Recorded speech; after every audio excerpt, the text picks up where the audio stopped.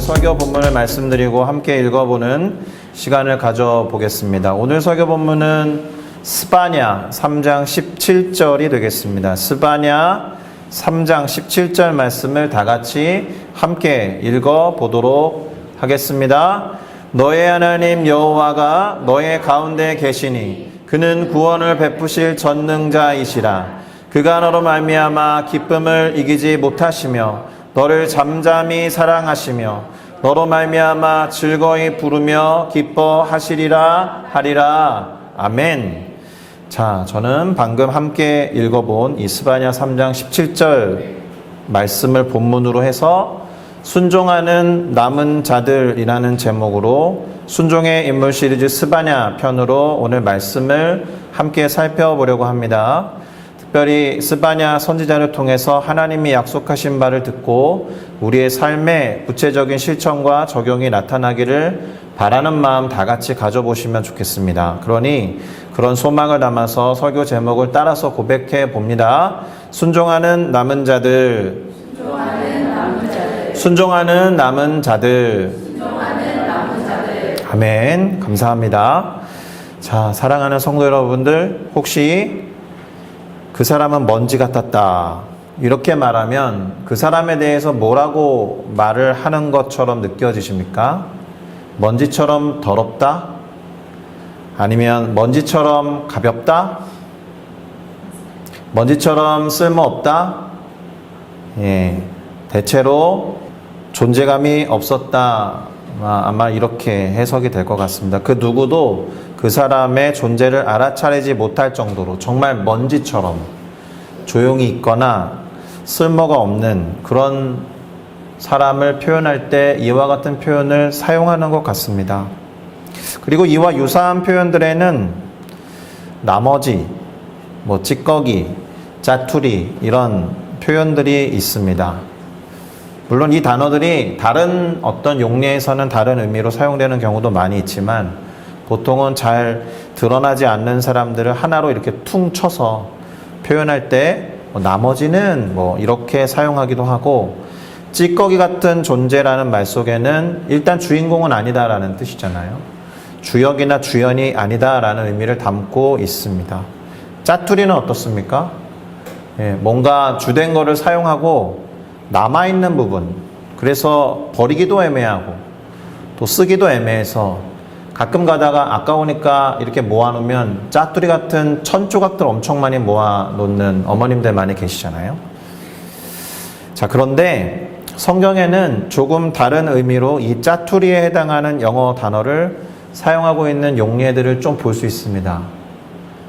오늘 제목에도 사용한 단어인데요, 곧 남은 자들이라는 말입니다. 물론 영어 단어로는 앞서 짜투리로 번역한 렘넌트라는 단어를 사용하지만 분명히 성경에 쓰였을 때는 다른 의미로 사용하고 있음을 봅니다. 그리고 조금 더 이 의미를 잘 전달하기 위해서 이 말을 풀어서 설명을 해드리면, 성경에 나오는 경우에 따로 떼어서 남겨놓은 자들이다라는 의미가 있습니다. 그러니까 따로 떼어놓았다라는 의미에서 우리는 거룩이라는 단어랑 통한다라고 생각해 볼 수 있습니다. 그리고 남겨놓았다라고 하니까 뭔가 앞날과 미래를 대비하는 듯한 느낌을 주기도 합니다. 남은 자들인데 앞서 언급했던 어떤 나머지, 찌꺼기, 짜투리 이런 것과는 좀 다른 의미로 사용된 것처럼 보입니다. 자, 오늘 이 선지자 스바냐에 대해서 살펴보려고 합니다. 물론 스바냐 자체에 대해서는 그렇게 많은 정보를 얻을 수는 없어요. 최근에 계속 그런 패턴이지 않습니까?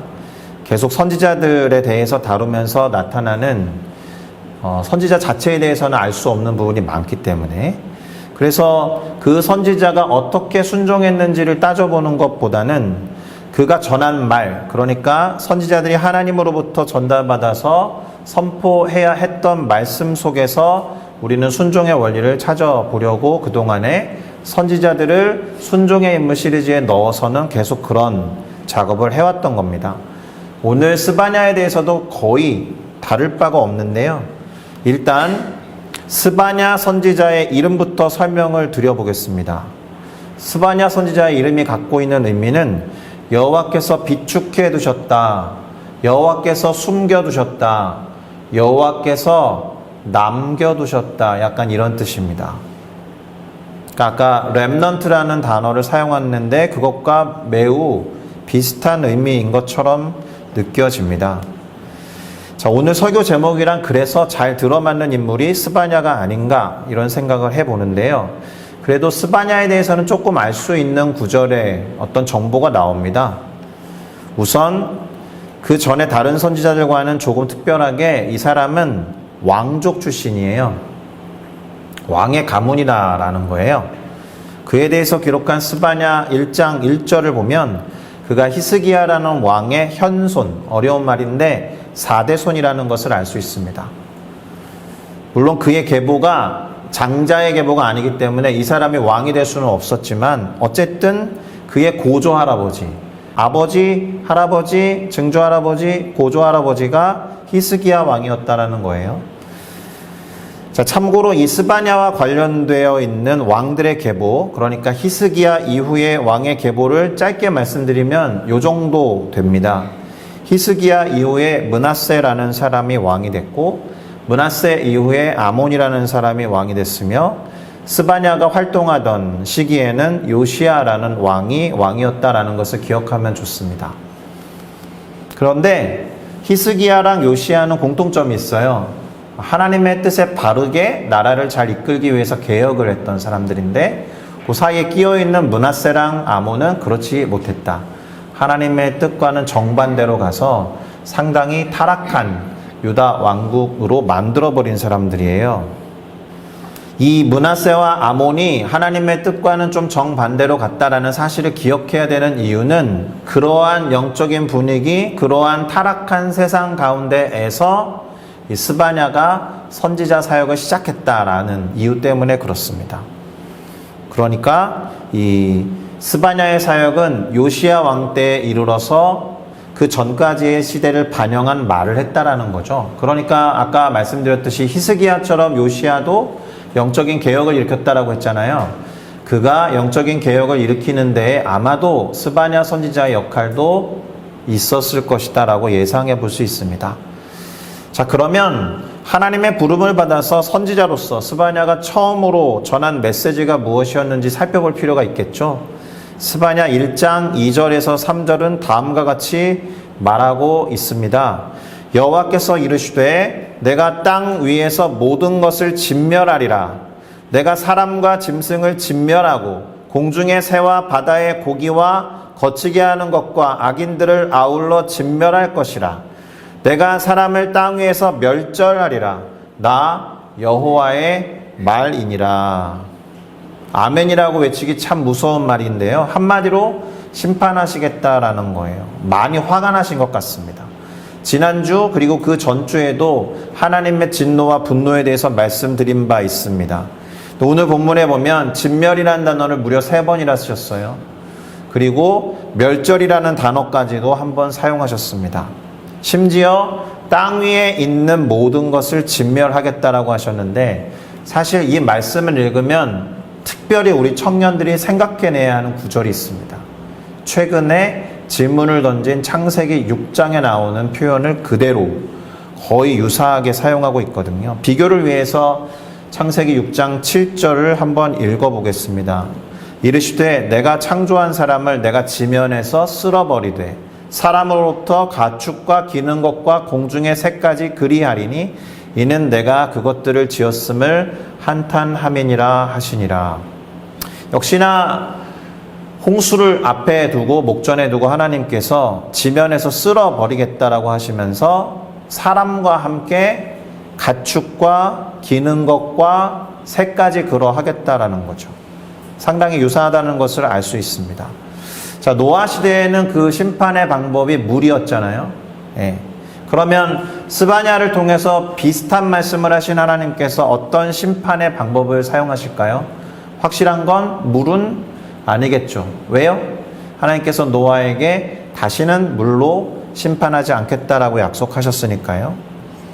그리고 그 심판이 스바냐가 예언한 심판이 어떻게 임했는지 우리는 다 알고 있습니다. 역사를 통해서 아수라라는 제국을 하나님께서 멸망시키고 누구에 의해서? 바벨론이라는 제국에 의해서. 그리고 이 바벨론 제국에 의해서 유다 왕국이 징계를 받아서 포로로 끌려갈 거다라는 것을 우리는 잘 알고 있습니다. 그와 같은 심판을 말씀하신 거예요. 여러 선지자들을 통해서 하나님이 예고하신 심판이 이제 유다 왕국에 임하게 된 건데, 스바냐라는 선지자가 요시야 왕 시대라고 했잖아요. 다만 요시야라는 왕이 하나님의 뜻으로 돌이켜서 개혁을 일으켰기 때문에 조금은 유예를 받는 시간이 존재합니다. 자, 중요한 것은 하나님이 진노하셨다라는 거예요. 왜 이렇게 화가 나셨고 왜 이렇게 분노하셨는지, 모든 것을 진멸하고 멸절시키겠다라고 하셨는지, 스바냐 시대에 사람들이 어떤 모습을 보여주었는지 단적으로 드러내는 몇 구절만 찾아서 확인해 보겠습니다. 일단은 스바냐 1장 6절인데요. 이렇게 기록되어 있습니다. 여호와를 배반하고 따르지 아니한 자들과 여호와를 찾지도 아니하며 구하지도 아니한 자들을 멸절하리라. 멸절하리라라는 말을 또 쓰셨습니다. 하나님을 배반한다라는 거죠. 하나님을 따르지 않는다라는 거예요. 하나님을 찾지도 않고 구하지도 않는 것에 대해서 하나님이 징계하시고 심판하신다라는 것을 알 수 있습니다. 멸절이라는 삭막한 말씀을 쓰시면서 오늘날은 어때요?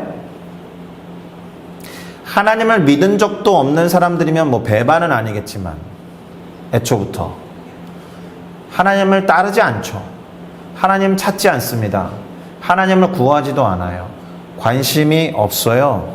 그러니까 그때나 지금이나 별반 차이가 없는데, 그때의 상황에서 하나님이 분노하셔서 멸절하리라라고 하셨다라면 오늘날의 세상에 대해서도, 오늘날의 시대에 대해서도 마찬가지 마음을 가지신다고 해도 우리는 뭐라고 할 수 없는 상황인 겁니다. 유사하다라는 거예요.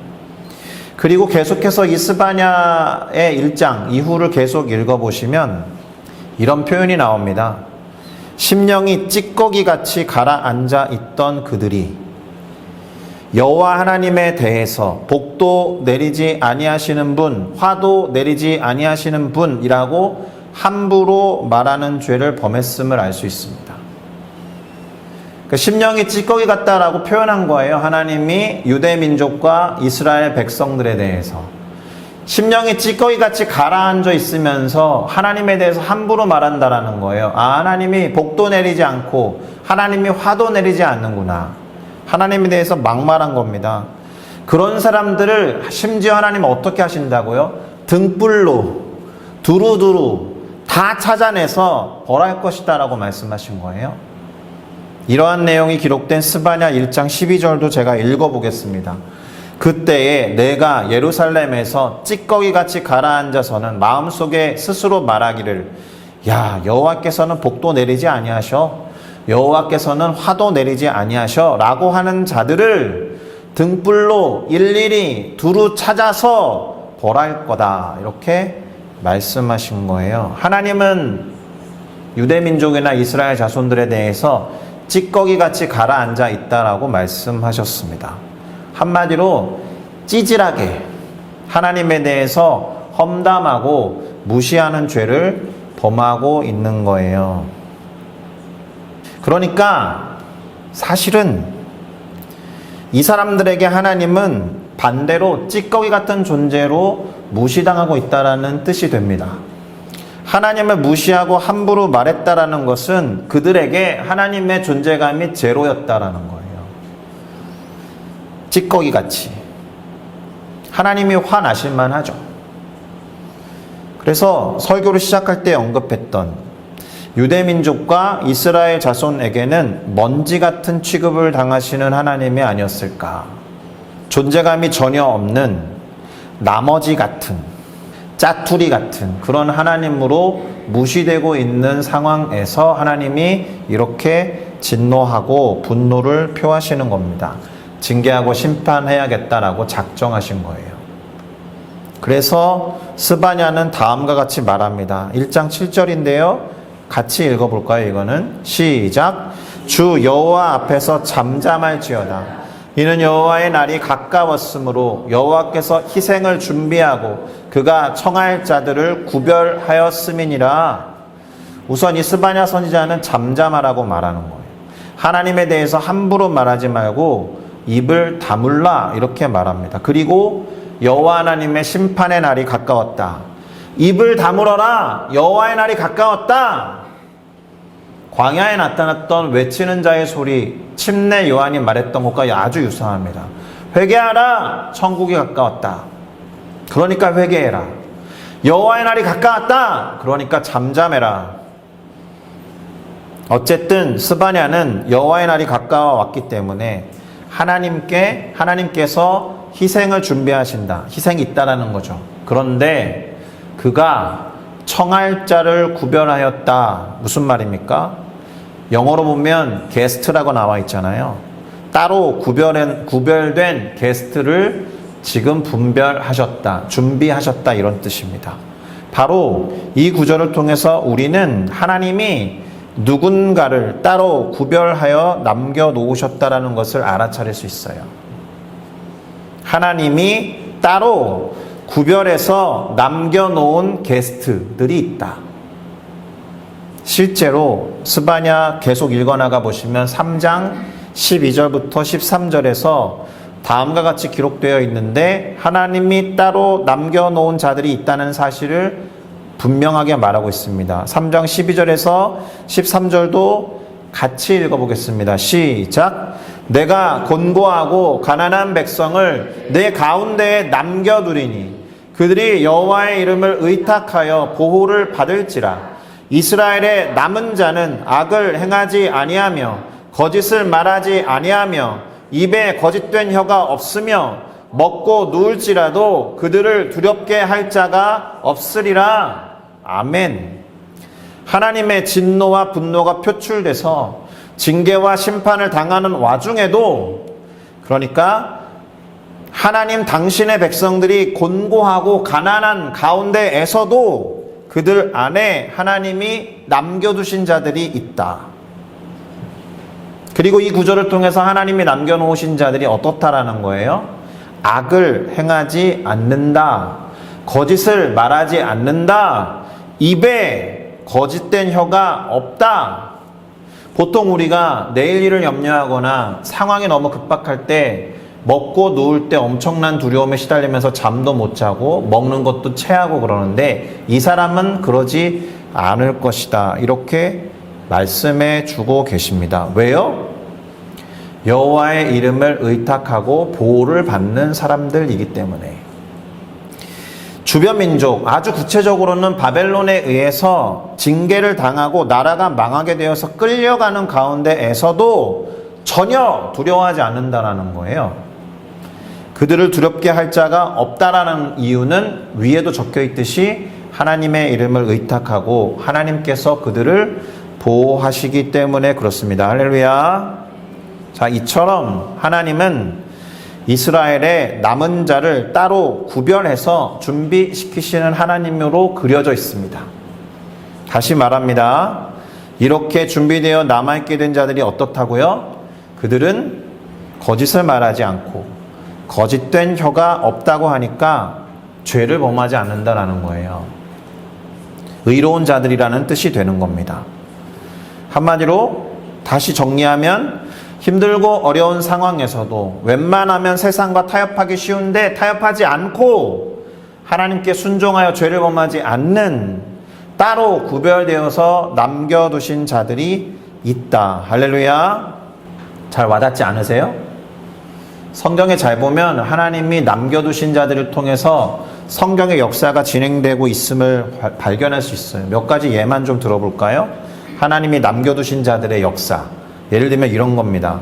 하나님은 홍수로 전 지구를 심판하실 때에도 노아와 그의 가족들을 남겨두셨습니다. 따로 구별하시고 보호해 주셨어요. 왜요? 인류를 생존시키시고 다시 번성케 하기 위해서. 두 번째, 애굽에서 파라오, 곧 바로가 큰 민족으로 번성한 히브리인들을 견제하기 위해서, 이들을 억압하고 누르기 위해서 이스라엘의 자손으로 태어난 2세 미만의 남자 아이들을 학살할 때에도 하나님은 모세를 보호하시고 남겨두셨습니다. 왜요? 이스라엘 백성을 출애굽시키시고 구원해 내시기 위해서. 그렇게 출애굽을 하고 광야 생활을 시작한 이스라엘 민족이 안타깝게도 12정탐꾼들의 부정적인 보고로 인해서 출애굽했던 1세대들이 모두 광야에서 다 죽는 상황에서도 하나님은 여호수아와 갈렙을 남겨두셨죠. 그래서 그들을 통해서 가나안 땅으로 들어가게 하십니다. 또한 우리는 엘리야 선지자의 이야기를 통해서 북왕국 이스라엘의 아합이라는 왕이 하나님을 잘 섬기는 선지자들을 박해해서 죽이는 가운데에도 바알에게 무릎을 꿇지 않은 7,000명의 성도가 남아있다, 이런 말씀을 해주셨다라는 것을 잘 알고 있습니다.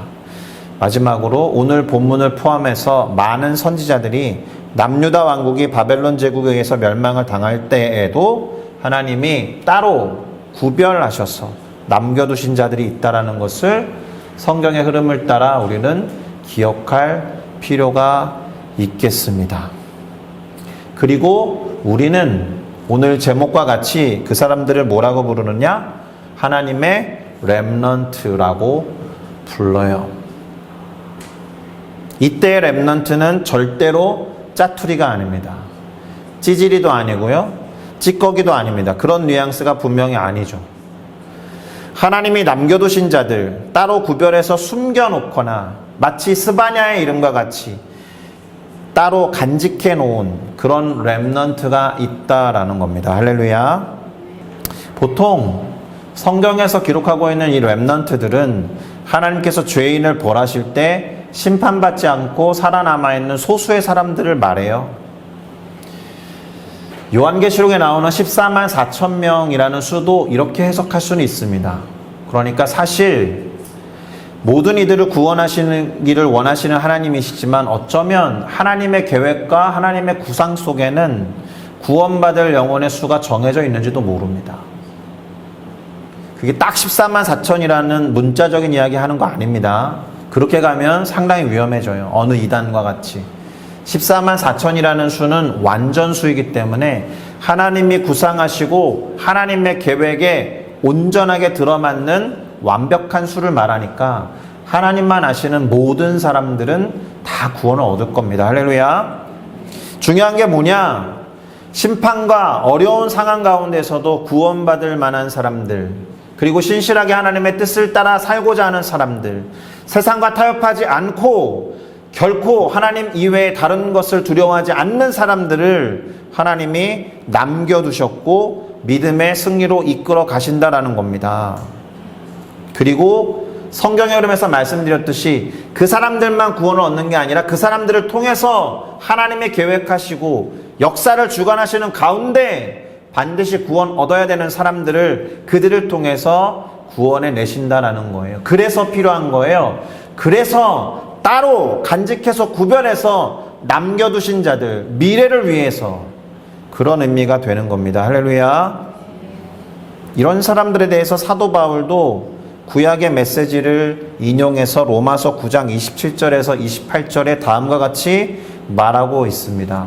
또 이사야가 이스라엘에 관하여 외치되 이스라엘 자손들의 수가 비록 바다의 모래 같을지라도 남은 자만 구원을 받으리니 주께서 땅 위에서 그 말씀을 이루고 속히 그렇게 시행하시리라 하셨느니라. 유대인들이 착각했던 것은 자신들에게 하나님이 말씀을 맡기시고 율법을 맡기셨기 때문에 우리는 하나님 나라의 백성이다, 당연히 구원 얻은 자들이라 라고 자만했던 거예요. 그러나 바울은 그렇게 말했잖아요. 혈육과 육신의 이스라엘이나 유대인이 아니라 영적인 이스라엘, 영적인 아브라함의 자손들이 구원 얻는 자, 곧 의로운 자라 칭함을 받을 것이다 라고 말했지 않습니까?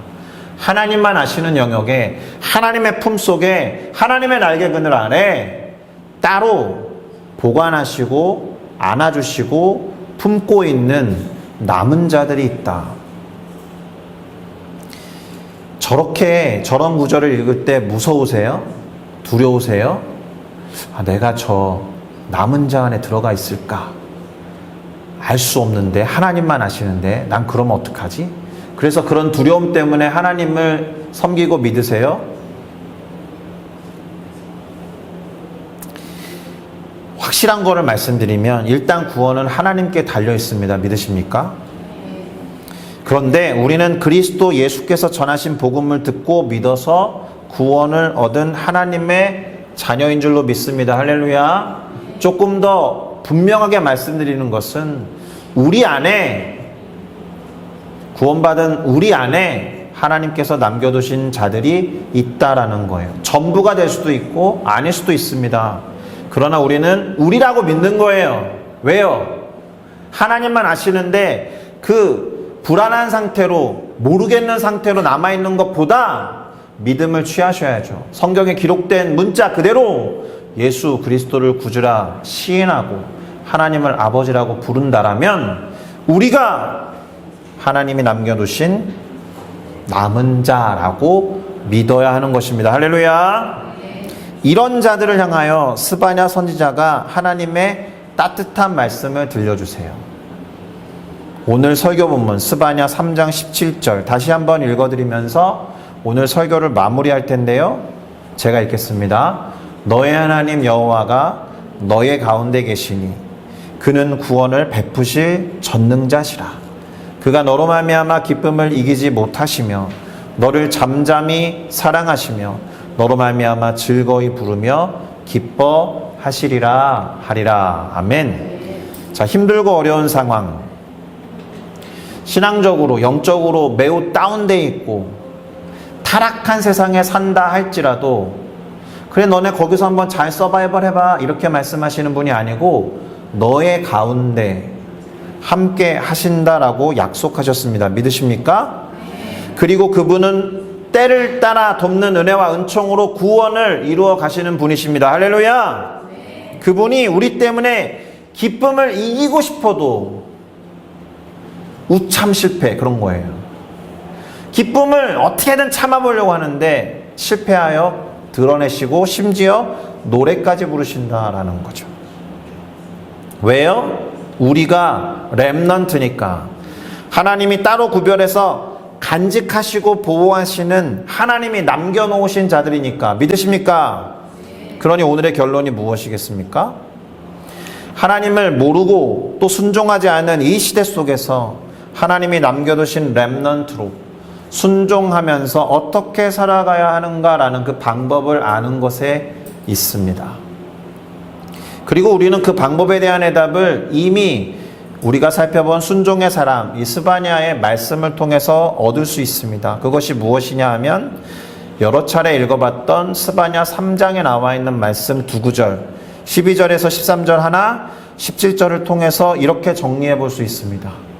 하나님이 우리 가운데 계시면서 항상 필요할 때마다 때를 따라 돕는 은혜와 은총으로 우리에게 구원을 베푸시는 분이다라는 것을 아는 것 하나, 그분이 우리를 기뻐하시고 사랑하시는 분이라는 것을 아는 것 둘, 그래서 우리는 이러한 알므로 인해서 악을 행하지 아니하고 세상과 타협하지 아니하고 거짓을 말하지 아니하고 하나님 한 분만을 두려워하고 경외함으로써 다른 어떤 것을 두려워하지 않는 평안의 삶을 산다는 것, 그것을 믿는 것에 있는 줄 믿으시기 바랍니다. 할렐루야. 정리하겠습니다. 우리는 하나님을 어떻게 생각하는지 점검해야 돼요. 혹시라도 세상과 타협하며 사느라고 그분을 찌꺼기, 짜투리, 존재감 제로의 무능력한 하나님으로 막말하거나 전혀 안중에도 없고 전혀 생각 중에도 없는 분으로 생각하고 있지는 않은가. 그러나 우리 하나님은 반대로 우리를 보호하시고 따로 구별하셔서 남겨두시는 하나님인 줄로 믿습니다. 그러니 그러한 정체성을 가지고 죄를 범하지 않으면서 하나님의 말씀에 순종하며 나아가야 할 줄로 믿습니다. 할렐루야. 하나님이 무엇을 하시는지 명확하게 잘 아셔야 돼요. 우리와 함께 우리 가운데 계시는 분임을 알고 믿어야 할 줄로 믿습니다. 우리를 잠잠히 사랑하시는 분이시고 우리를 기뻐하셔서 그 기쁨을 이기지 못하셔서 즐거움과 함께 노래하는 분이다. 믿으시기 바랍니다. 그러니 그런 하나님을 끝까지 붙잡고 세상과 타협하지 않으면 물론 죄를 범하지 않고 다른 어떤 것도 두려워하지 않는 하나님 한 분만을 경외해야 할 줄로 믿습니다. 마지막으로 이렇게 따라하면서 설교를 마치겠습니다. 나는 하나님의 최후의 보루다. 나는 하나님의 렘넌트다. 나는 하나님이 숨겨둔 보물이다. 할렐루야. 기도하시겠습니다.